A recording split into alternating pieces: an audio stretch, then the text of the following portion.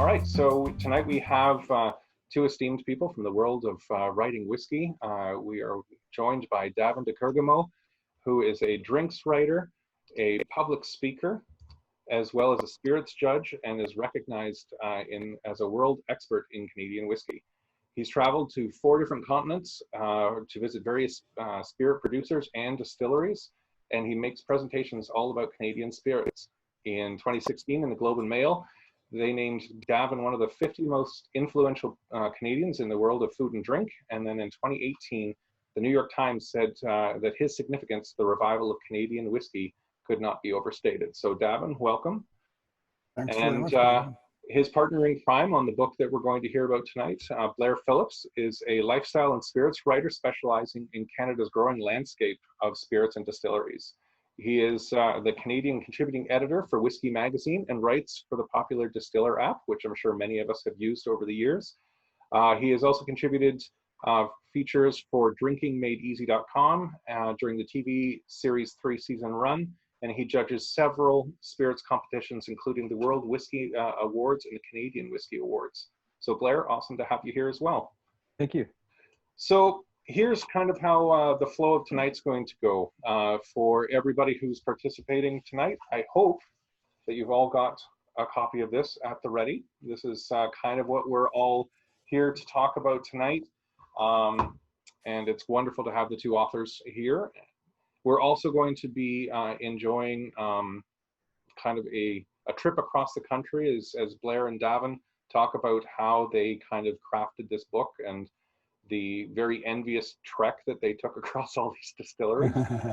And then what we're going to do, for many of you who know, kind of Will and I, we're based out of the Kitchener-Waterloo area.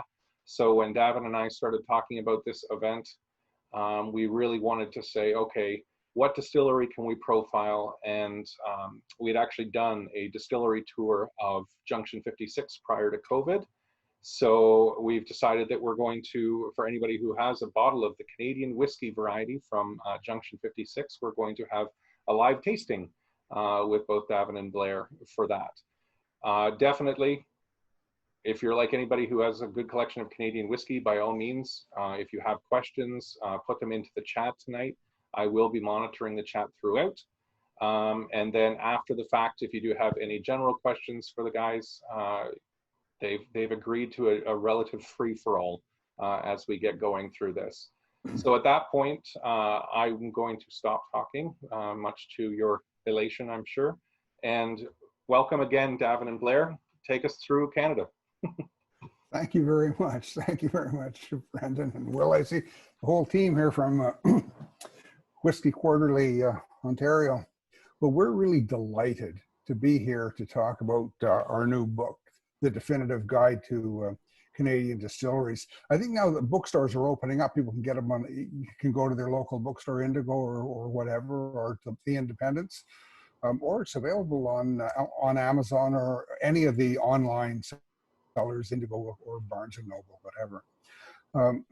Yeah, this has really been a really wonderful experience putting this book together, and then we just crashed right against a wall because we released it just like instance after they decided to close down the country for COVID. So it's been shifting gears. Our big book tour, which was pretty aggressive, canceled, started out event by event, and eventually they were coming in like crazy. But so we're delighted to be here. And you know, writing a book, I think it is a mysterious process. People see the book and they think, they don't really know how it got there, but they think, you know, I could do that myself, and would take a few weekends, but whatever. But I'll tell you what really happened with this project. Okay, and Blair, we're going to trade back and forth. Blair's going to come in a bit on this as well. But I released a book called Canadian Whiskey in, I think it was May of 2012. And Blair was at the release party, and we were talking about things afterwards. And he'd been asking me questions about, you know, for Drinking Made Easy, about Canadian whiskey and things like that from our website. And we just got the conversations kind of got bigger between us, so online, obviously. And next thing you know, we somehow, I don't know how we ended up writing together, but we ended up writing this whiskey adventure series for Whiskey Magazine. I was the Canadian editor back then, and it was really exciting. And we were traveling around and visiting all these distilleries and having these really, really exciting adventures. Like going to a rodeo in Edmonton where I didn't realize that the pens that hold the bulls aren't actually attached to the ground. So when one of those came at me, I had to duck behind a pole and things like that. And the ghosts at Zug Island and one thing after another. And it became a lot of fun. And one day we were sitting in a restaurant, a Mill Street brew pub. And Blair said, we should do something more about this. And we got talking, and it was the next thing you know, we were writing together. I don't know, Blair, if you have more to add to that, maybe we can talk a little bit about that and a bit about the writing process as well. Yeah, I think the biggest hurdle we experienced was when we decided we were going to start to travel to all these distilleries. We'd already hit a bunch for the Whiskey Magazine articles, but we decided, why not? Let's go to Newfoundland. There was a new distillery, or not a new distillery, but a distillery that was established for a couple of years called Rodriguez Winery. And they were making vodka using iceberg water. So we were kind of interested about just, that's kind of a niche thing. Let's go to Newfoundland first. And the plan was we were just going to sweep our way across the country. So we're in Newfoundland at this distillery, and they had this Sofac still, and they were telling us that it was from Prohibition, from St. Pierre de Miquelon, I think it was, wasn't it? Yeah. And we found out later that it was actually from the 90s. It wasn't part of Prohibition at all. But while we were there, we got to try this vodka, and we thought, and we weren't vodka guys at the time, and we thought, this is kind of an interesting product that no one knows about because they don't distribute outside Newfoundland. Unfortunately, they're closed now. But as we worked our way across the country, we started discovering all these spirits besides whiskey. There were like outstanding honey rums in BC. There's great gins in Quebec. There's outstanding spirits all through the prairies, innovation, all galore, tons of great stuff. And it opened the doors to really getting this going. And one of the funny things was we were talking about loosely saying, let's write a book. And we were in Gander, Newfoundland. And we went to this bar just to get a beer, and there was a sign on the bar, and on the door, and it said no biker colors. And we're looking at each other going, okay, this is Gander, it's a small town, who cares? So we go to this bar, and the woman's looking at us nervously, and if like Davin and I look like, it's like he's the math teacher, I'm the star pupil. That's how threatening we look. We're not bikers, right? So we're in this bar, and the woman's looking at us nervously, like, you guys aren't outlaws, are you? We're going, what? And Davin goes, no. We're going through Newfoundland. We're working on a book. And that's how it became official. And meanwhile, we find out across the street from this bar, there's an outlaws biker club. So we hustle over there afterwards, and we're snapping pictures like a bunch of idiots of this biker club. Luckily, we looked threatening, so no one ever came out to shoo us away. But and that's how it got started officially, I think, if you want to pinpoint one event. The fun part about that bar in Gander is, for some reason, we got up and walked out without paying our tab. And this bartender, she comes running out after us like this, and starts, giving us hell and saying, hey, you didn't pay, I have to pay for the drink. Well, of course, we were embarrassed as can be, but anyways, we got it.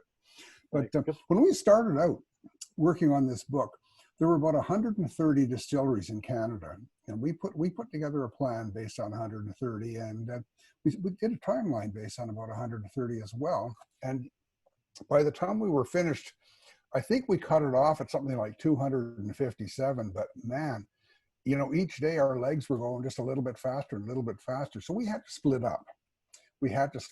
And Blair took some parts of the country, I took some parts of the country, and I'd be working on this and he'd be working on that. And if one of us got ahead, then we'd switch off a little bit. But it's, people think, how can two people write together? Because it is kind of an ego-driven process, writing a book. And the way we got this, and we haven't, I think Blair is very good at restraining himself because he hasn't strangled me yet or even tried to.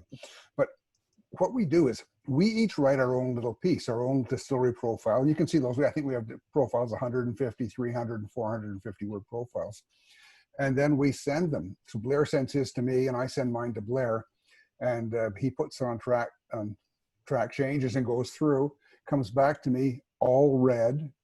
His get back to him all red, and we go through and working through so that we, by the time it's finished, we've each read and rewritten each other's work 2 or 3 times like that. So we try to keep, you know, so that there's some consistency across the across each of the pieces, so it doesn't look like it was written by 2 people in little bits like that.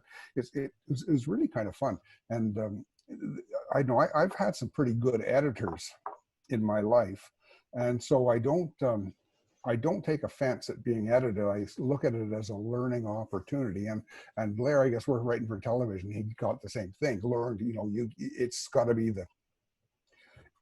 what the people want, not what makes you sound the most impressive or the most important. So we really came together. But there was one thing in the end, because Blair has little kids and I don't.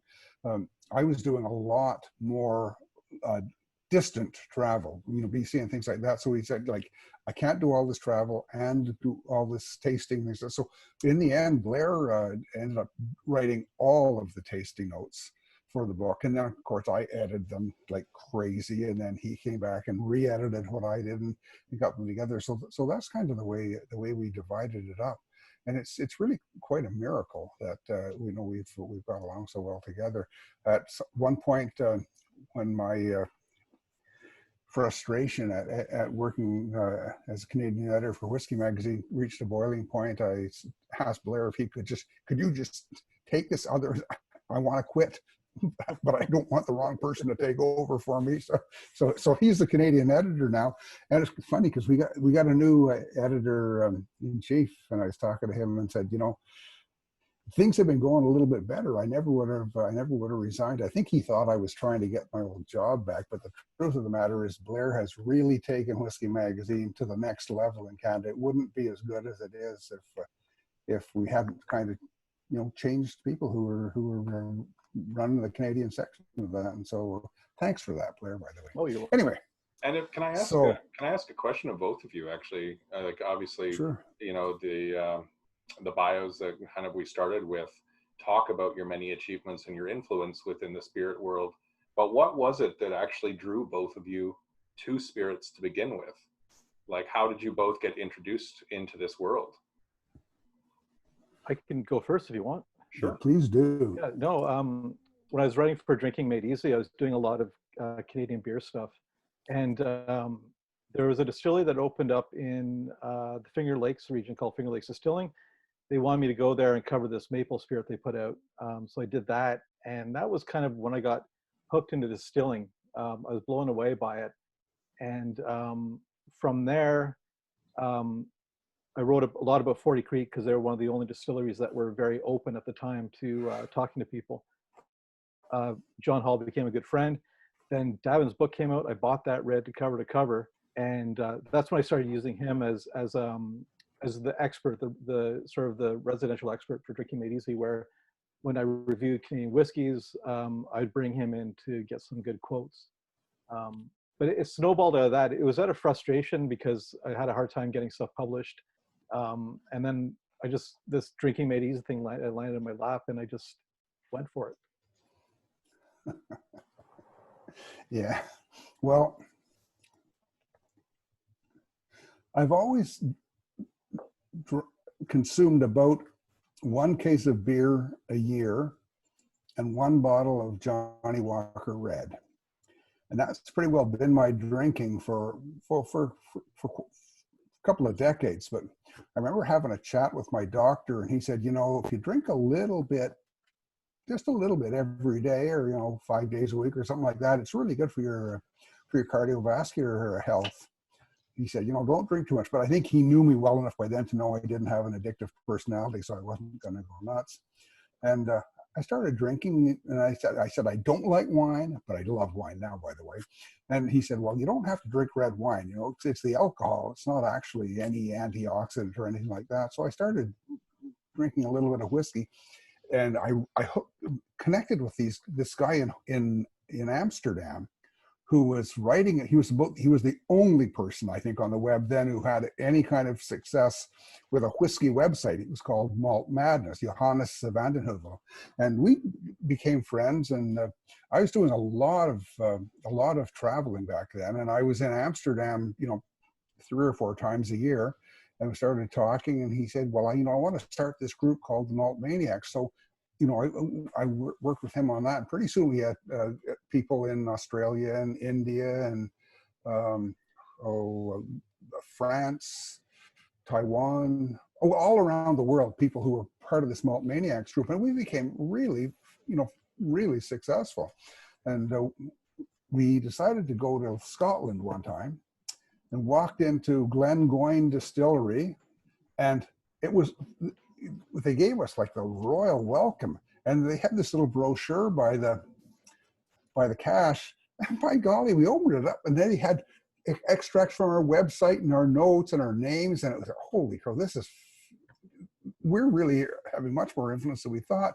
So we got going on that, and you know, and I really was committed to single malt Scotch, and I left my Johnny Walker Red behind, moved into single malts. But in Canada, you know, you're going by these big distilleries like Corby Distillery in Corbyville, near Belleville, Ontario. I drove by them every time we went to Toronto, and I got interested. And next thing you know, I'm drinking Canadian whiskey and realizing, holy cow, I can spend 20% the money that I spend for Scotch and get whiskey that tastes just as good. The only thing you don't want to do with Canadian whiskey is buy the cheapest stuff. Buy the little stuff that's a little bit better, and you're great. I mean, I guess Canadian Club really proved that when their $300 bottle of 40-year-old Canadian Club was as good as the $6,000 bottle of 40-year-old Glenfiddich. But that's another thing. So yeah, it just went from there, and then you know, people started asking me to write for them. Whiskey Magazine invited me. I rarely ever pitched. A Whiskey Advocate asked me to, so I've been the Canadian Whiskey Reviewer for Whiskey Advocate for ages. It's just, we've had a lot of fun. You know, it's as much as I enjoy my spirits, so I really do enjoy meeting the people. People are the best part of it, and so it's really been quite an experience. Now when Blair and I set off on this original tour, it was kind of here and there, you know, wherever people wanted us for a Whiskey Magazine story. So, you know, we went to Eau Claire. We'd led a Calgary whiskey group on a tour of Alberta distilleries. So we went to Eau Claire and Highwood and Alberta Distillers and Last Best and things like this, and you know, just doing all kinds of things. But once we got going, it was like, you take this, I'll take this, and like no nonsense here. Just do the work. And you know, we teamed up to go to BD's, and you know, as much as possible we go together, but we ended up doing most of it independently. And no, I'm the lucky guy who got to go to the Yukon. Oh my goodness. I'm telling you, I don't know why there isn't a whole cult of the Yukon. There's nothing. There's nowhere on earth like Whitehorse. It's just fabulous. The bars don't even have the word bar on them. People just know it's a bar. Of course, they don't open till 9 in the morning. So if you're going to the bar for breakfast, you have to wait till 9 to eat. But, no, that's a bit of a joke. Anyway. You know, we've met some truly interesting people across the country. I'm thinking of some of these people. Like, I went to this Sussex distillery, in New Brunswick. Anyways, I met this woman named Gail Fanjoy, and Gail was a little woman. She reminded me of Mammy Yoakum. You know, she's wearing this sweater, fisherman's sweater, and working all her stills. And honestly, she's brilliant. And you know, she's talking and telling me all these things and showing me how the stills work like this. And I said, you know,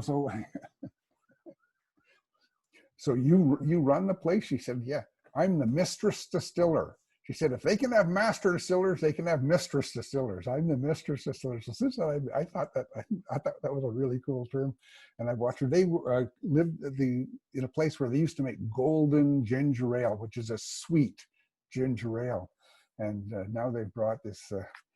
Their rum is mostly to market. And they have a few other things like that as well.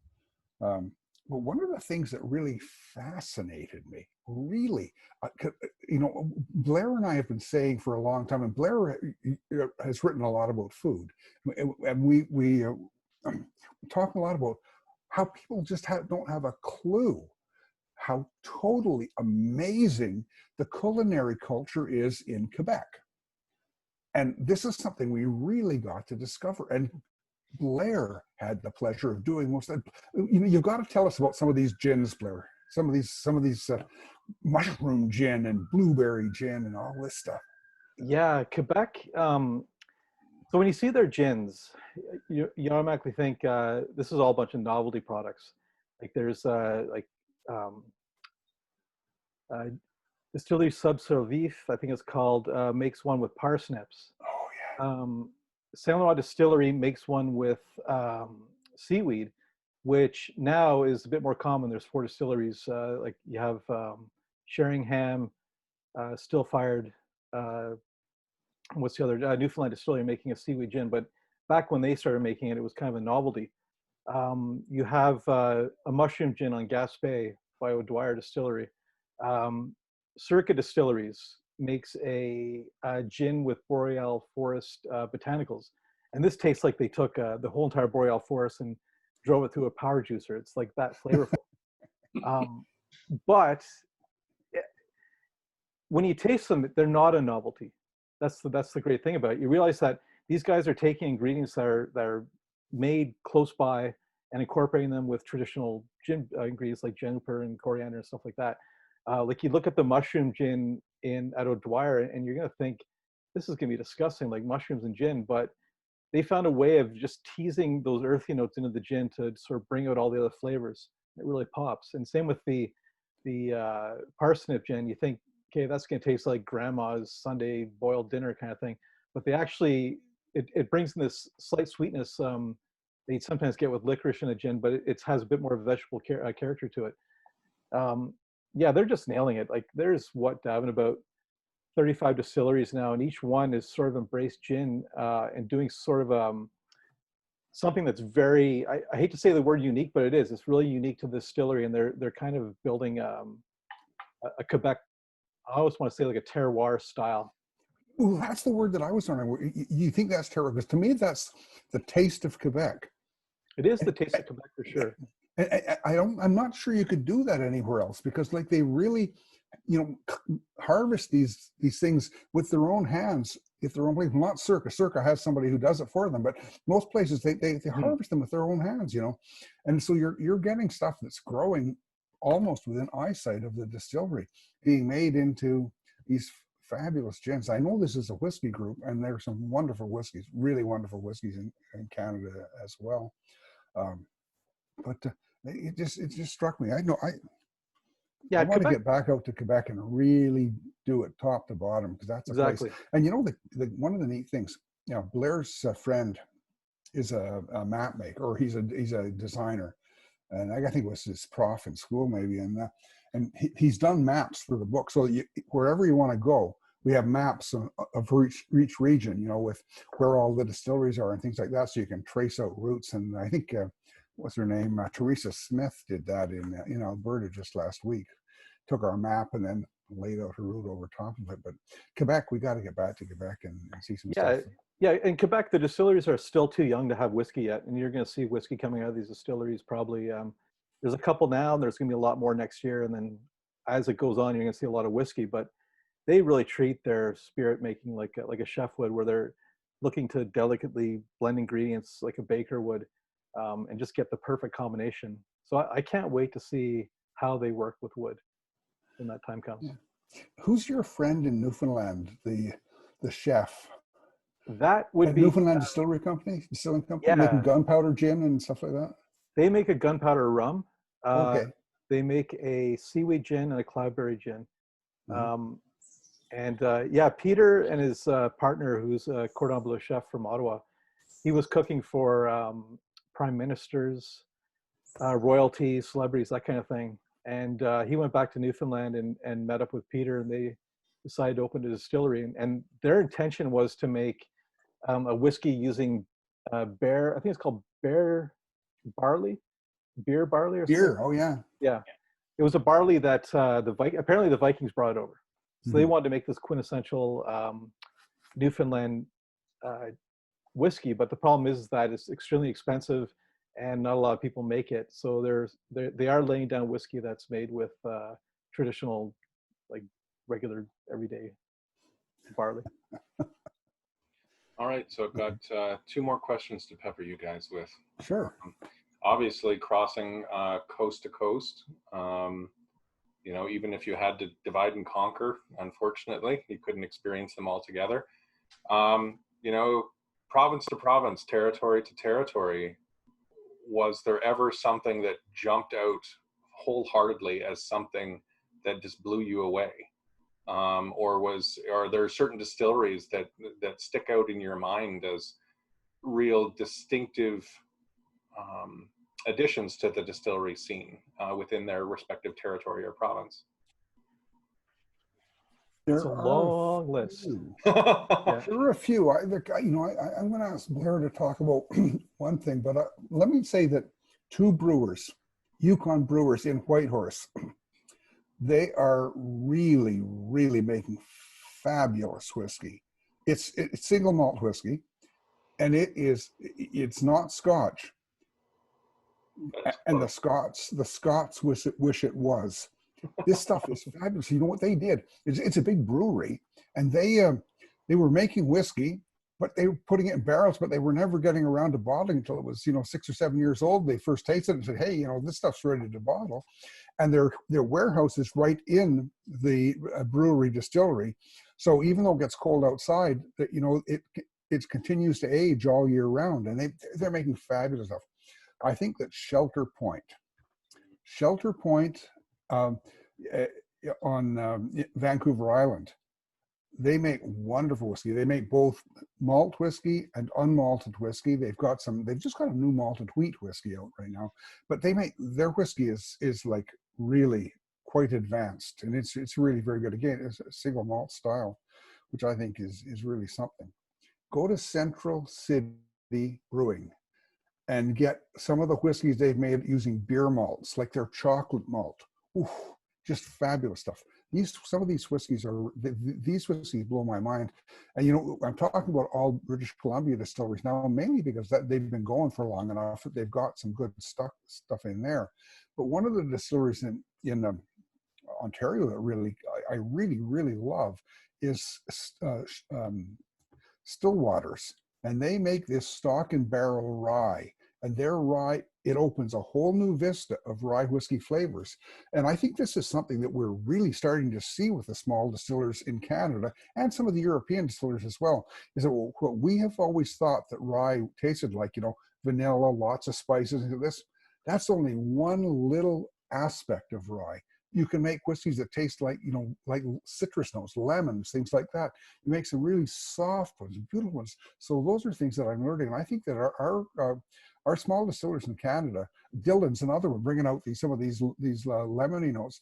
I think they're really going to start showing the world that what you thought rye whiskey is just the tiniest bit. It's like single malt Scotch. You take Ardbeg and compare that to Glenlivet 12.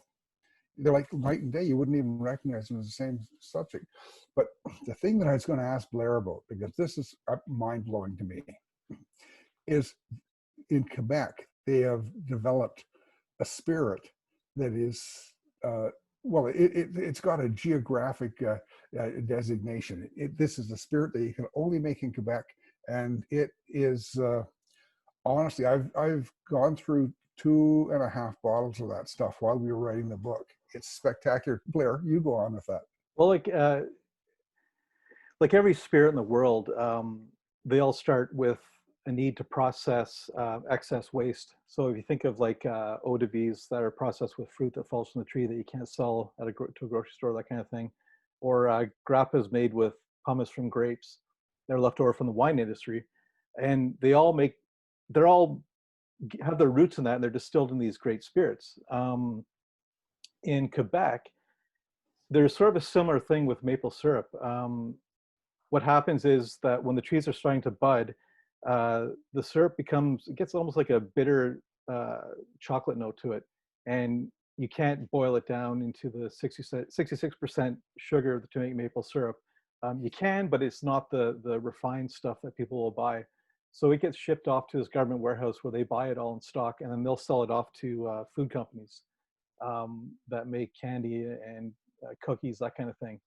And what Distillery Saint Laurent did was they worked with a maple wine producer to start a designation for a new spirit. And they called it Acerum, which is Latin for, Acer is Latin for maple, and then rum is because of its similarity to rum. And they have this whole entire set of rules for this spirit. Like it needs to be made from maple products, so that includes either maple sap or maple syrup, which is this buddy syrup that they use. They only can use yeast, water, and or the maple products to make it. And once it's distilled, they can't do anything to it. Like, you can't add coloring to it. You can't add further flavoring. You can barrel age it, or you can put it as a white spirit. And they've broken it up into several categories now, where you can have white Acerum 1 year old, which is this stuff here, or it's still so young, but there's going to be like a triple XO or something like that that's aged for 2 or more years. Yeah, it's incredible. Like they, I know for Distillery Shepherd, the way they make their Acerum is they take maple sap and they ferment it with champagne yeast.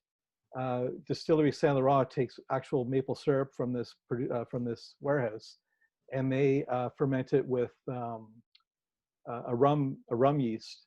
And what happens is when it's fermenting, it just fills the warehouse full of pear notes and apple notes that really carry through to the base spirit. And then when they throw it in ex-bourbon barrels or new oak, it starts to take on those flavors that you associate with rum or whiskey. And they really approach this spirit like a Canadian whiskey maker would, where they're actually blending it.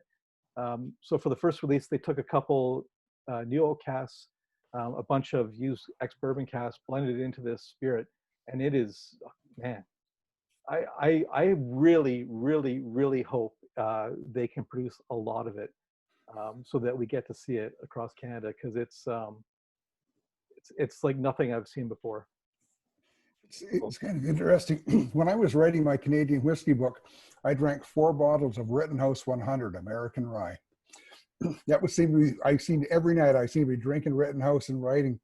And for this book about Canadian distilleries, it was this Acerum or Acerum, as they call it with the French accent. It's really spectacular. But you know, something else that I think is really exciting is that in Canada, a dairy distillery has worked with the federal government to change the vodka regulations. So now they don't have to use just potatoes or grain to make vodka. They can use any feedstock that has sugar in it. And so the guys in Quebec are making vodka out of Acerum or Acerum. And this has little wee notes, like the woody notes you get in maple syrup. It doesn't have the sweetness, but it has those little woody notes. It's fabulous. But then dairy distillery makes a vodka using milk. You know, when they make cheese or yogurt, they squeeze the water out of the milk, and that has a lot of lactose in it, which they ferment, and they make a milk that's creamy. You can almost imagine it with ice cream. It's spectacular. We have a distillery in Quebec making vodka out of blueberries. Both in the Maritimes and in BC, they're making vodka out of apples, and we have vodka made out of honey. And each of these things retain trace elements of the feedstock. So if you've got a sensitive palate, you can really pick up these wonderful subtleties, you know. And this is stuff you want to drink at room temperature, neat. It's really fabulous. Yeah, so it's no longer the anyway, so Yeah, it's a truly exciting world out there, and I encourage people to just get out and visit these distilleries. Go with an open mind. But I know this is a whiskey group, and there are at least 70 distilleries in Canada now that have whiskey in the barrel, whiskey that is maturing, and some of it is is ready to drink. Some of it is really ready to sell next to anybody else's whiskey. Really, really some fabulous stuff out there. I'm thinking like the Stock and Barrel Rye. I'm thinking like North of Seven. Some of their whiskeys spectacular, and they're made in the style of American rye or American bourbon. Thinking of Shelter Point, thinking of Two Brewers, thinking of Douglas Distillery in the Okanagan. Spelled Dubhglas, but pronounced Douglas, which happens to be the owner's middle name. Let's make this as difficult as we can for people, okay? I thought if I had started a distillery, I think I would call it the Distillery or something like that, so that people know what's there. Anyway, so yeah, it's really a very exciting world. But we didn't just look at the micro distilleries. We visited some of the big distilleries as well. We saw wonderful things happening. For example, at Alberta Distillers. Alberta Distillers, people don't even know about it, but they make so many whiskeys that are made from 100% rye grain that taste nothing like what you imagine rye tastes like. And we really learned a lot from these people. They make a lot of the whiskey that goes into Whistle Pig in the States. People think it's American rye, and they make Mastersons and things like this. They also make some whiskeys that really have a much more barrel flavor to them than they do grain flavor or yeast flavor, like Alberta Premium. And Alberta Premium, it's a whiskey you don't really think about much, but it sells 225,000 cases a year just in Canada. And it's a whiskey that's not available outside the country. And of course, they had a 30-year-old out a few years ago that I think was $50. This year they have a cask strength Alberta Premium, which is really great, and a 20-year-old, which is sensational, because of course the maturation process is more about changing the spirit in the barrel than it is about soaking flavor out of the barrel. So we went to Crown Royal, and of course everybody wonders, Crown Royal is far and away the best-selling Canadian whiskey anywhere. It's also the #2 best-selling whiskey in the United States of America. Only Jack Daniel's sells more than Crown Royal. And we went there. They've got these 4 big they got lots of fermenters. I don't know, more than a dozen fermenters, but they've got 4 of them that are square, and they're in a separate room, and they have no lids on them. And I was talking to the guys or they were talking to us, and they're saying, when the people from the lab come in here, they go nuts. They want us to cover these fermenters because they say you're going to get infection. You're going to get infection. They said, well, we clean them very well after every batch. But yes, we do have a little bit of infection in there, a little bit, and that gives us all these beautiful, wonderful flavors. And then they gave us a lesson in how to blend whiskey so that it's always the same every time. You can't tell one batch from the next. They showed us how to do it. But they use up to 50 different whiskeys, all produced in that same distillery, and they mix them together, blend them together to produce a spirit that's consistent from decade to decade. And what they do is if the rye, because grain is an agricultural product, so it tastes different every year. So if the rye is really spicy, then the whiskey that has lots of rye in it, they back that off a little bit. So they do a new blend every year from these 50 or 52 different whiskeys, so that it always tastes the same. And it has to be tasted blind, and it has to match the master. So it's really quite exciting. 40 Creek, honestly, 40 Creek. 40 Creek really was founded in 1972 as Reeder Distillery, and it was an eau de vie distillery, and they made eau de vie and from Niagara fruit. Wasn't all that successful. In fact, when John Hall went in there, originally he went in there to help them close it down and to go out of business. But he thought what they were doing was so fabulous, and he loved those 2 stills. If you've been to 40 Creek, those 2 stills they have, and he ended up buying them. He put together a group of people and bought the place, and turned this into really sort of the very first Canadian distillery of this generation that really wanted to produce big, bold, full flavored whiskeys. And what John told us was that he said the reason that my goal, my strategic goal plan at the beginning was, I'm going to make my whiskeys the same price as everybody else's, but just a little bit more flavorful. And so I've got these ones, you know, at this price. This will taste a little bit more flavorful than the other ones, going all the way up. And that's when he brought up Copper Pot. He said, I don't have a whiskey that sells for, I can't remember, $35 or something like that. So I make Copper Pot, and it's just that much better than the others. And he really launched the whole era of craft whiskey making in Canada, you know, where you really are thinking not so much about feeding the pipeline, but about making big flavors and making big goals. And that whiskey is phenomenally popular in certain parts of the United States. In Florida, for example, in Texas, you can't go into a liquor store in Texas and not see 40 Creek whiskey. So Canada's really kind of making its mark. And I think that John Hall kind of bridges the gap between the old style whiskeys that we have, you know, we used to have massively huge whiskeys decades and decades ago. About the 70s, they started going down. I think it was Larry McGuinness who invented Canadian whiskey as a light whiskey. At the same time, the Scots were making light whiskey and the Americans were, but Canada kind of stuck. So he's kind of bridged the gap and brought us into this new era. So I think that, you know, it's not so much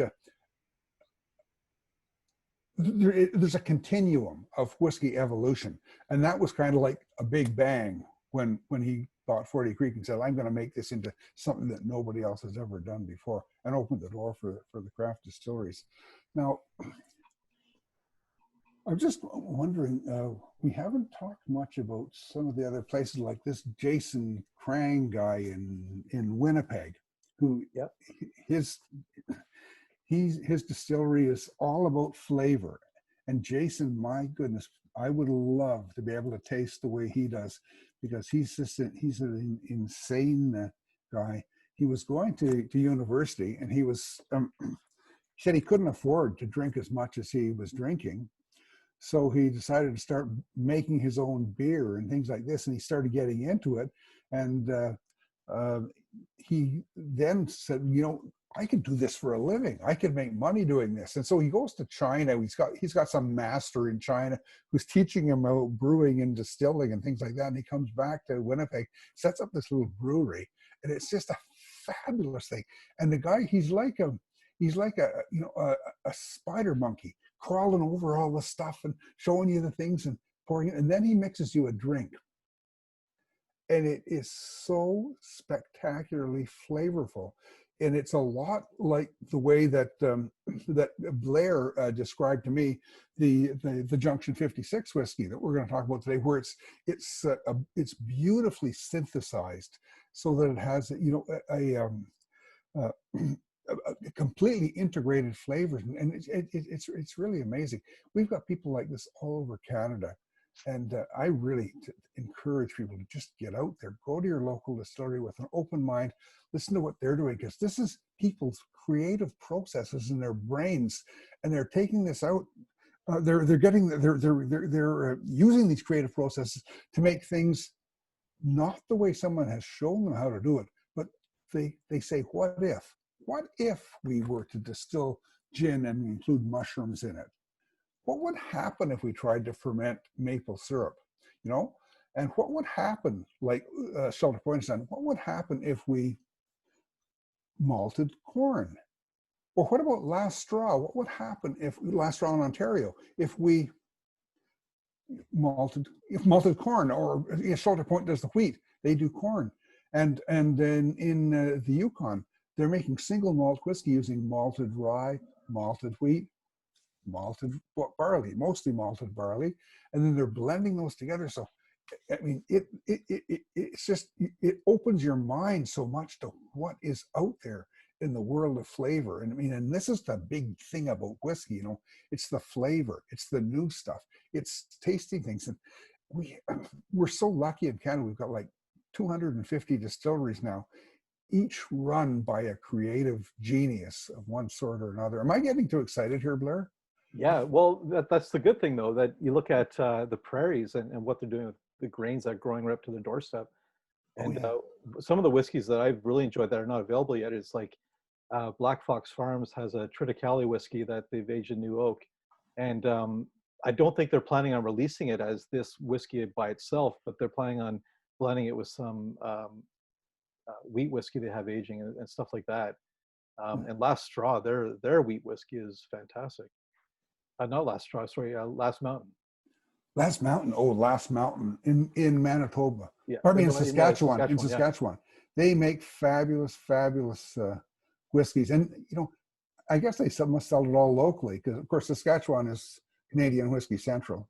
Yeah. But they must sell it all locally because you hardly hear about it anywhere else. But, oh, yeah, I should have mentioned them earlier when we were talking about some of the highlights of whiskeys. I wonder if we should maybe talk a little bit about tasting whiskey and how we taste whiskey and, you know, Sure, how we enjoy whiskey. What we've poured for ourselves is some whiskey from Junction 56. And this was their first whiskey. And it's really quite yeah, let's see that bottle. It's really quite an enjoyable whiskey. Nice label, isn't it? Yeah. Yeah, so I know that Blair, you were saying that you guys are enjoying batch 1. So I've got batch 2. And one of the things that I love about, you know, the distilleries of kind of like the ilk of like Junction is you still see that personalization on it. I love seeing the batch number and I love seeing the bottle number and it's still handwritten. There's something so enjoyable about that experience that they're still really passionate about doing it and they're still making the time to do it. Anyway, I'm envious you're drinking batch 1, but I love my batch 2. Well, it's funny because when I visited Junction 56 for the book, it happened to be the day that they were boxing up all their batch 1 whiskey, and they had 800 bottles made. It was all pre-sold except for a few bottles that they were holding on to. So I convinced them to let me buy a couple. How was your visit there, Blair? I loved it.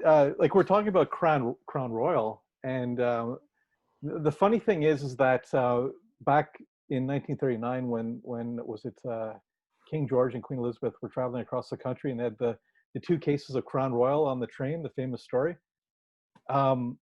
What's hilarious about Junction 56 is that their distillery backs onto a bit of a railroad junction, and when the Queen and King were traveling across the country, this is what the story goes anyways. They would stop in these small towns, they'd get on a little podium, give a little speech, wave, and drive off. But apparently, they dipped into these 2 cases of Crown Royal as they were getting close to, what's the town called? Stratford, is it? Stratford, yeah. They dipped into their Crown Royal a bit too heavily, so they just blasted by the town. But it would have passed, that train carrying the Crown Royal would have literally been just feet away from the Junction 56 building.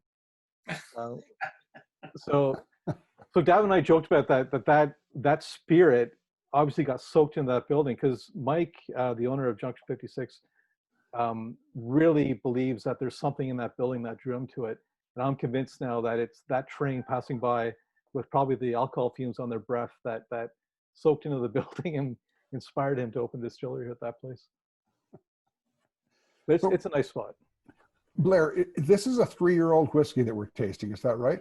Yeah, this whiskey, the first batch, I don't think they do this anymore, but they were using those small quarter casks, and they were aging their, I think it was a mash of corn, wheat, barley, and rye in these little barrels for 2 years, and I don't think they were particularly happy with the way the wood was developing. It was just getting that over woodiness. So they dumped it out. They had some rye aging as well, so they boosted up the rye because they didn't find the rye spices were enough, and then they put it into larger barrels for I think another year or so, just to get rid of that excessive woodiness. So what Brendan's tasting then has spent a year in the 200-liter barrels. That's I think great. The stuff that Brendan's tasting is probably stuff. I'm not sure. I don't know much about batch 2, but I have a feeling that they moved on from those quarter casks by then. This is all 200 liter or whatever the size is. I think they still, when I was there for the tour, they still did have some of the quarter casks. I'm trying to remember the products that they said went into them. It was definitely for something like this, they had moved it into the larger cask. But, yeah, they're blending those out for sure. Yeah. All right, so lead us through it. Well, when I'm tasting a whiskey, what I like to do first of all is I like to nose it. So I take a sniff just to get an idea of what kind of flavors might be in that whiskey. And you know, most of the flavors that we enjoy in whiskey are from the smell, not from the taste. We can taste, I think, 5 different flavors: sweet, sour, salty, bitter, and then umami, which you never taste in a young whiskey. It's got to be like 40 years old before you get those meaty notes, you know, or else Mortlock. Yeah. So I keep my mouth open a little bit when I'm nosing the whiskey, because then some of those fumes that are coming off the top, aromas, come into my mouth and go up the back of my nose. That's called retro olfaction. It's going up the back because the part of your nose that smells the whiskey is much closer to the roof of your mouth than it is to the front of your nose. So you do that, and also when you're tasting the whiskey, you get some fumes coming up off your tongue, and that's where you really get the richness. Maybe, you know, thousands of different things that you can taste in the whiskey. So after I've nosed it a couple of times, and you're absolutely right. Whiskey is quite, it smells like it's going to be quite creamy and soft. I can smell Richard, you've got some grainy notes there. Well, I was just going to say, I like your tip about the way to nose with your mouth, because when you're tasting a high cask strength whiskey, you're getting a lot of alcohol when you stick your nose in there. You get a lot. That technique you just described, I tried it on this, and I'm really picking up some, not different notes, but more enhanced notes of some of the aspects. Yeah. And I'm sorry, I don't have the Junction 56, but I thought I'd get as close as I can. I got a Gooderham and Worts 4-grain. So I love Gooderham and Worts. Yeah. Yeah, that's actually a really good one. To hear your comparison when you're done your tasting. Well, I wish I'd known. I had to pour a Gooderham and Worts, because in a minute I'm going to tell you the best way to taste whiskey is to taste next to another one. What I have in the other hand, though, is a Shelter Point. Because you smell this one, and then you smell this one, and the comparison really, really amplifies the notes in the whiskey that you're trying to analyze, or either one, you know. And so I like to taste in flights and taste in pairs, so going back and forth. Once I've also got that one. North of 7, yeah, that's great too. Yeah. Let's give this one a little bit of a taste here.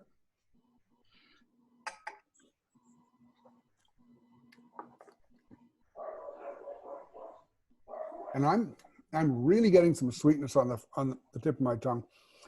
I like that the spices and the peppery notes are somewhat subdued as it rolls back onto my tongue, and that creaminess that I predicted is there. And if you rub your tongue against the roof of your mouth, you feel a little bit, just slightly slippery. Blair, that's the corn, isn't it? Probably, yeah. I think so, yeah. You're right. It's very, very nicely integrated.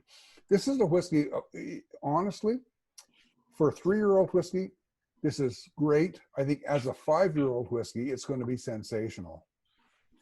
I really do enjoy this a lot. It doesn't really have any rough edges, but it's got some nice creaminess, and it's got enough depth to it that it's going to continue to mature. I think it needs to get a little bit more oxygenation or oxidation, so that you get a broader range of esters and things like that. Do you have some comments on this one, Blair? I find it's very young, like the wood notes, that lumber flavor to it, kind of a tanniny, almost like a doughy bread quality, but and the rye has a very straw, grassy-like character to it. And Yeah, it's I've become a fan of young whiskeys because we've gotten to try so many of them. So I'm starting to really appreciate the grain characters in them. Um, and I can't wait to see what happens with this stuff. And I know Mike at the distillery has big plans. Like he really wants to build an inventory that he can start blending a house whiskey that is their sort of their main product. And I think they're on their way with this. And I don't think he released 800 bottles of this particular whiskey, and they're all gone to people that that were friends of the distillery or bought in advance. And I think they're just going to get better and better and better. Just like Shelter Point got better and better and better. They're on the right road. Yeah, I know a couple other people here do have the bottles. So I know like Will, Renaud, I know you both have Junction. Yeah. What is the impression that you get? What are you actually getting out of it? Well, I agree. I get a fair bit of oak, the presence, those tannins, and the youthfulness, but it's not aggressive and angry like perhaps you would get a young American whiskey. yeah. With the so it's softer, I think, like Davin said, around the edges. I do get those grassy notes too. Mm-hmm. There's a bit of maltiness, but it's not like fully baked. It's just there. I find it kind of just sipping around the edges, and it's you know, despite the youthfulness of it, I still think it's an approachable whiskey. And yeah, give this thing another couple more years, and I bet you this thing's really going to come out and start to shine. So some of those other subtler flavors will start to be able to come through. I don't know. That's what I think. I agree. Maybe you need to add that to your inventory, Brendan. If you're, what's this? I know you're bringing a lot of craft whiskeys into Ontario to yeah. Somebody else. You might want to think about this. Well, there's definitely something that I'm sure that I would love to talk to you and Blair about at some point. So that's a story for another night. We don't want to detract from you guys. So, Will, how about yourself? I really enjoyed this. I'm getting the same. I tried it a couple of weeks ago. I'm lucky enough I've got batch 3. I didn't even notice the numbering on the sides of it, so thank you for showing me something new on my own bottle. But I definitely got the spiciness from it, and for me, it gave me hints that remind me of my morning oatmeal was what I got from the aroma and the first tasting. That's funny you mentioned that, because I'm picking that up in the north of 7-4 grain as well, and which is unusual because there's no oats in it. It's the 4 basic ones, but yeah, it's probably the barley in that. Yeah, north of 7 is a underrated distillery. Very much so. They have wonderful whiskeys. Their 95% rye is coming out is going to be dynamite. I know it is dynamite. Their 4-grain single barrel too is it's nice to see a single barrel expression in Canadian whiskey too. Yeah, I just like the idea they're calling them barrels and not casks. Yeah. Casks, single cask, that's Scottish terminology. In Canada, we call them barrels. Cody's a bourbon guy. It looks, Brendan, like we're coming up on our time here. So I wonder if maybe we can just hit a few highlights. What's the one distillery you would visit if you could only visit one distillery in Canada? And for me, that would be Yukon Brewers in Whitehorse. It's the whole package. They have wonderful whiskey, and they have a town that you really want to spend a week in. 40,000 people. And I think all of the Yukon only has 40,050 people. No, I'm silly about that. But it's sensational. That's the one place I would go. What is the one spirit you would try if you could only taste one new spirit from Canada? Asarum. That would be it. It has really kind of captured my heart. Now, what is the one place in Canada that better than any other is demonstrating terroir?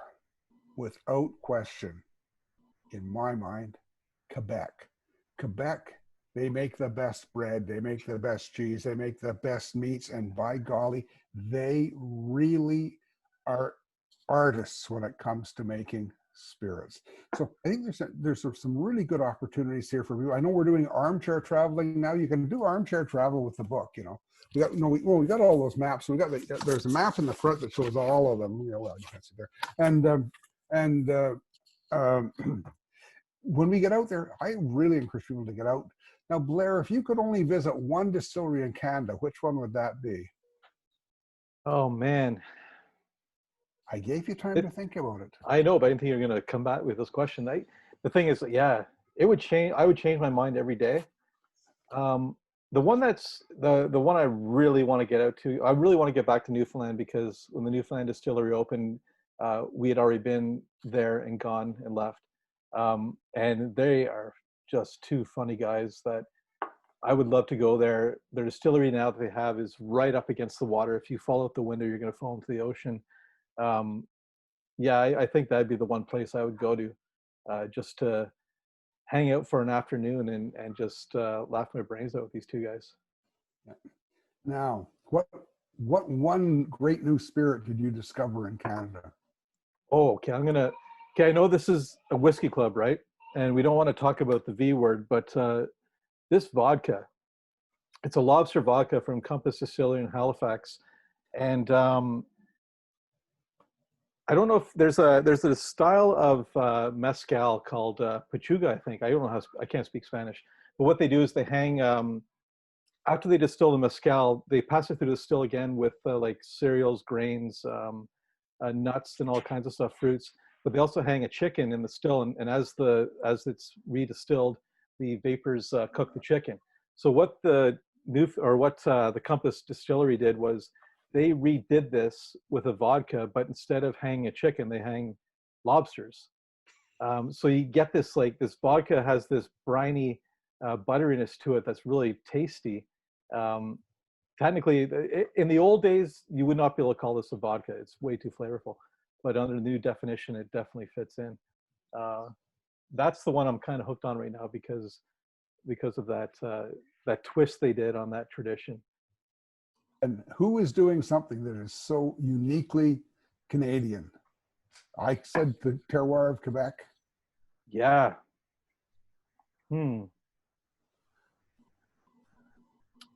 That there's so many. Vote to ring the bell. Yeah, I'm stumped. Let me see, what can I reach for here? Seaside, Sheringham Seaside Gin. Yes. It's delicious. Yeah. It captures that Canadian spirit of just making something that's freaking delicious, and that's the only thing that really counts. At the same time, using stuff that's grown, or in this case, floats in their backyard. Yeah, it's funny because when I visited Sheringham, Jason was just putting a surfboard on the truck to go surfing right down below the distillery. So it's a pretty cool place. See, anyway. See if you ask me that question again and you give me about half an hour to read this great book that we wrote, I could come up with about 400 spirits that we should jump into right now and spend the next 8 hours talking about them. So I just actually want to I want to leave some time for some questions for the both of you. But first of all, I want to thank both of you for coming on board and sharing your passion and sharing your knowledge and and pointing us in the directions of where we should go across this amazing country when we can actually travel, and sampling some whiskeys. In talking to some of the Ontario distillers throughout the pandemic, I think more than ever it's awesome to know that we have these great spirits in our own country, and they're going to need support when the world really fully starts reopening. So your book is an awesome guide for all of us to be able to say, who can I support, who sounds really interesting to me, that I can pick up a bottle and help them stay on their feet when they reemerge into the new world. I have put the links from the event for both your book on Amazon, as well as a direct link to Junction 56's website for the whiskey that we had tonight. So definitely, I hope anybody who hasn't got it, I was up north a couple weeks ago, and your book was an awesome resource to sit and enjoy on the dock. So for anybody who wants that wonderful experience on the back deck with the passion that we're all passionate about. It was wonderful. So thank you. Yeah, by all means, everybody can unmute themselves now and have a little. Let's have a little fun. I'll start the questions off if you don't mind, and I'll let everyone else go. One of the things that kind of got Will and I focused on the craft distillers was the stories and the processes that the craft distillery kind of group seems to be focused on. Most recently, I actually was sitting down and chatting with Simon from Alchemist out in BC about his distillery. And one of the things that I found so fascinating, he makes a gin and a vodka and an absinthe and a liqueur, and they're all apple-based, which is unique in itself from an ingredient standpoint. But what I loved was you go into most distilleries and you see a very typical kind of like copper still. And Simon seems to be using his background as a bit of a way he can infuse his flavor and his personality into his spirits. And he had a glass still, but it was filled with copper rings. Yeah. And it's beautiful to see. He even in his tasting room has, you know, these copper rings embedded into the tabletop of his tasting room. But he was describing the reasoning behind it of getting that purity for his gin and his absinthe base in one shot, where other distilleries would have to go back and kind of have a multiple still kind of system in order to get that purity. And then he went on to say, well, our vodka came most recently, and we actually run it through twice. But he says it's that gentle flow down through these copper rings that just remove any kind of unsavory flavor and brings out the purity and the proof of the spirit in a single pass that I found so interesting. Is there any other kind of innovations that you've seen from distilleries across Canada that are doing, you know, their own take on a very old process? A number of distilleries have made their own stills from scratch. Thinking like Crow's Nest, thinking like Ampersand, Mad Lab. Oh, the guy at Mad Lab is a mad scientist. Many of them have done this. It's really quite interesting. If you go to if you go to 40 Creek, you can see that big still they've got in there. It's, you know, it's a great big pot with this interesting little tiny column on top. Honestly, you know, when we've learned about distilling through looking at Scotch pot stills, we think there's really only one way to distill. But in Canada, we have probably 100 variations, maybe more, on the theme. And people are really, like vacuum stills, glass vacuum stills, you know? So you can distill flavors that would break down in heat. You can distill them cold, so you don't damage the molecules of specific flavors. It's just all kinds of things. It's wide open. Yeah, there's still fired in Nova Scotia, and they're ex underwater welders, so they've made their homemade stills, and the head on it is made to look like a diving helmet. It's really cool. And you're starting to see a lot of those vacuum stills in Quebec for making gin. You're right. All right. Who else has a question for one of the guys? I'll start with one, which is you had mentioned Capital K and the fact that he liked to mix a drink up. I am a bit of a cocktail guy myself, as well as drinking the stuff neat. What was I've noticed in the book that you had a few cocktails that were in there. What was your favorite while you were out there? For me, I really like the Blonde French that Eau Claire made, that they submitted. It's so simple. They have a pear equinox, a prickly pear equinox vodka. That's what they call it. I wouldn't call it vodka, but it's they've taken prickly pear and distilled it down, and it's really tasty stuff. And they've taken that mixed with Saint Germain. I think it's grapefruit juice, just a little bit, and some Lillet Blanc, and it's a really on a day like today, if it's in Kitchener, if it's hot as in Toronto, it's really, really refreshing. But personally for me, I'm more of a guy that likes just, you know, straight up Manhattans and old fashions and stuff like that, like really whiskey forward cocktails. For instance, Shelter Point, they make their own orange liqueur. So I can't remember what the name of the cocktail is. With Drambuie and Scotch, a really old, like that classic cocktail. Yeah. And making it with what they've done to this orange liqueur it opens up a whole new world of how that cocktail to me is now supposed to taste. I can't go back to Drambuie ever again. Nice. Well, for me, there are two cocktails that I really love, neither of which is in the book.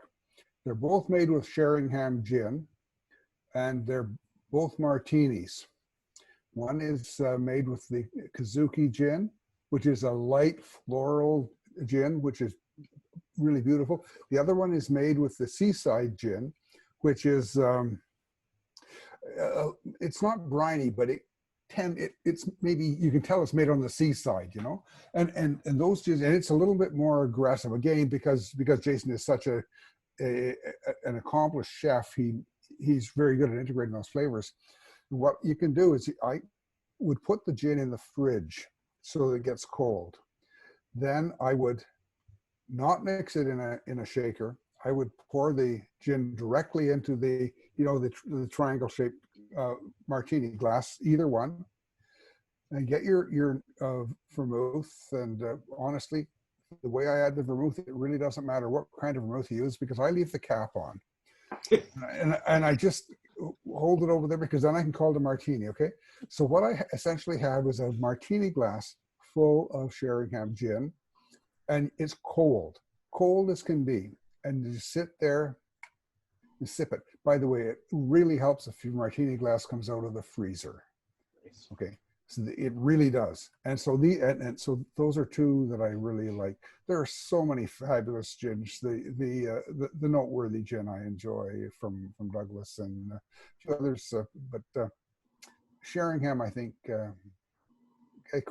captured my heart with the Seaside and the Kazuki.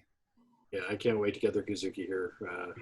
I met them. I was lucky enough to meet them 3 years ago when they were still at the cottage. So they were still doing it out in the garage. They hadn't moved to the distillery yet. So. And anybody else? I've got a question. More from a marketing point of view regarding Canadian whiskeys, touching on a few things. One, because Davin, you know, in the New York Times said for single-handedly changing the, you know, the outlook of Canadian whiskey in the States, which was great. And also Will can attest, because he just took his Scotch Whisky Ambassador's certification, and the Irish and the Scots have stories for their whiskeys, and they promote it very well. And to your point, Brendan, you said that, you know, Canada has a lot of good stories too, but Scotland has the Scotch Whisky Association. The Ireland has the Irish Distillery Society. There's the American Bourbon Society. I know that Canada has the Canadian Artisans Distillery Association, whatever. But and I know it can be probably either a complicated answer or a long answer that probably can't be, you know. But the question is, should, or could Canada have a Canadian Whisky Association to help promote Canadian whiskey, either worldwide, so that even smaller distillers can take advantage of it, and as well to help promote the varied, like the wide variety of Canadian whiskey that is, and no offense to either the Crown Royals or the Wisers, which is great, but that there's so much more to Canadian whiskey has to offer that probably the world doesn't know about. Well, yeah, I've thought about this a lot. I think that there is a certain appeal to anything that is American. Mm-hmm. And I think that people buy American whiskey because they want a little piece of Americana. And you can promote it. You know, people buy Jack Daniels and pretend they're riding a Harley Davidson, or they have their Harley parked outside. That's Americana. It's a little bit hard edge, a little bit hard ass. I think that there is a certain sexiness to Scotland and the kilt, and particularly for people who perhaps their great grandmother was Scottish, and so they like to trot this out, and so it appeals to them. So there's something about we have not promoted Canada as being sexy. I think that people make a mistake if they say you should be drinking this whiskey because it's Canadian. Because Canada has always flown under the radar. It doesn't matter what. Look at how many Hollywood stars born and raised in Canada got their start in Canada, but everybody thinks they're Americans. Who knows that Jim Carrey is a Canadian? You know, these days, we haven't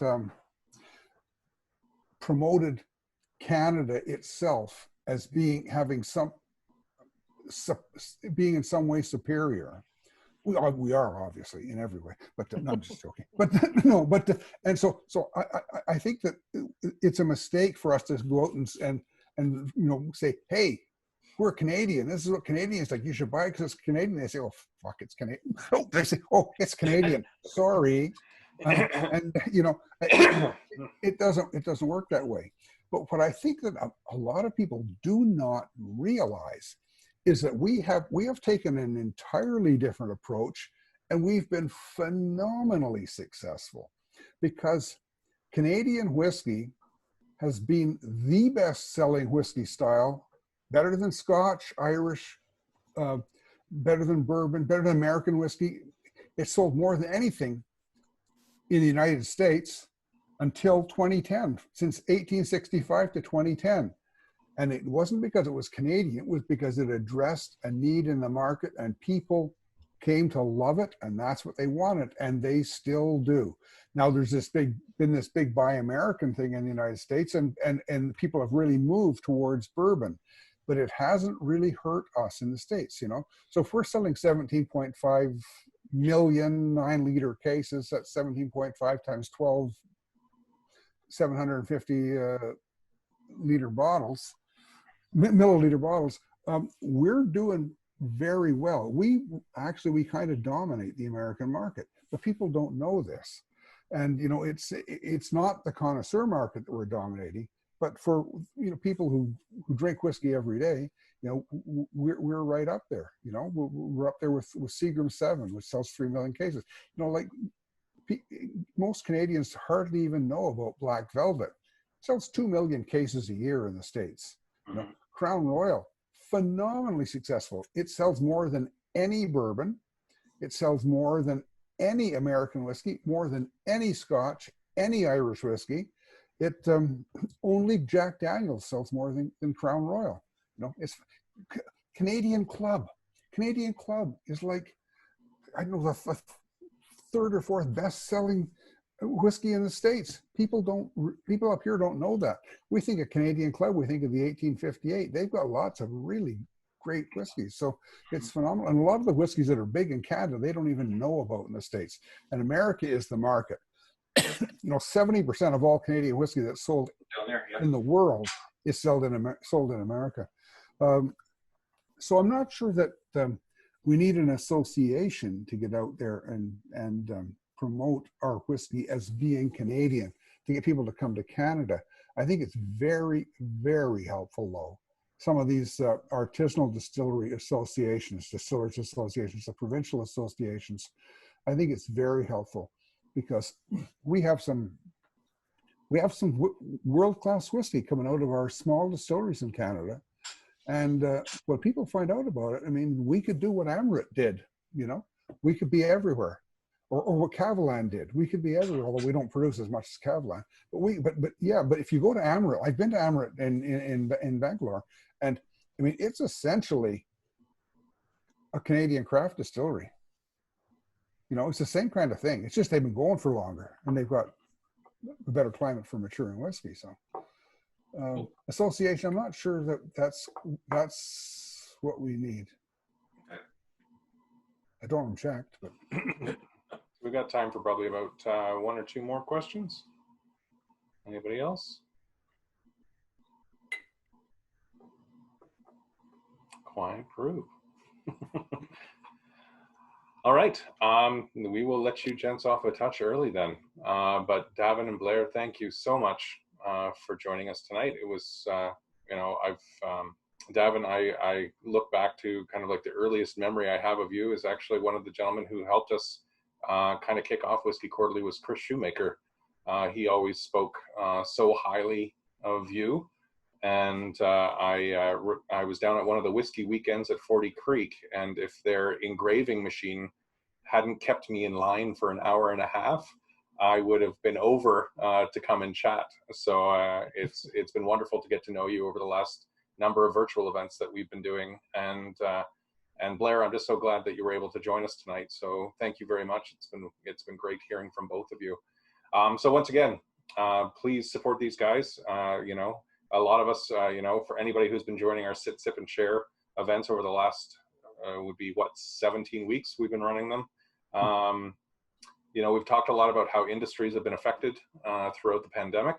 I can't even imagine the amount of work that these two have put into their book, and to try and launch it just following the pandemic would have been kind of heartbreaking in a way, I'm sure. So definitely go out and support them and find a new local craft distillery, Canadian distillery that you can support, and let's help them out. But thank you again. We'll be back for another Sit, Sip, and Share next week. But we hope to see you all again soon. Thank you again. Thank you very much. Thank you very much. Thanks so much.